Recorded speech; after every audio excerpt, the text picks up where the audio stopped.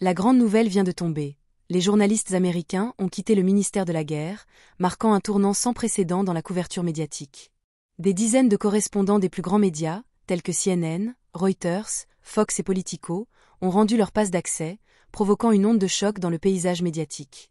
La raison ? De nouvelles règles imposées par le Pentagone, interdisant la publication d'informations non approuvées par la hiérarchie militaire. Ce geste de défiance souligne une inquiétante dérive de la liberté d'expression. Les reporters ont refusé de signer un « accord de loyauté » qui aurait soumis leur travail à la censure militaire. L'Association des services de presse du Pentagone a dénoncé ces normes comme une « menace directe à la liberté d'expression ». Ce départ massif n'avait pas été observé depuis l'époque d'Eisenhower, et il marque une étape alarmante. Plus aucun média indépendant n'est désormais présent au Pentagone.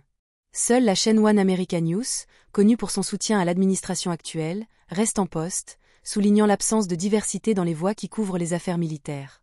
Cette situation soulève de graves interrogations sur l'avenir du journalisme aux États-Unis. La censure militaire menace non seulement la transparence, mais aussi la responsabilité des institutions.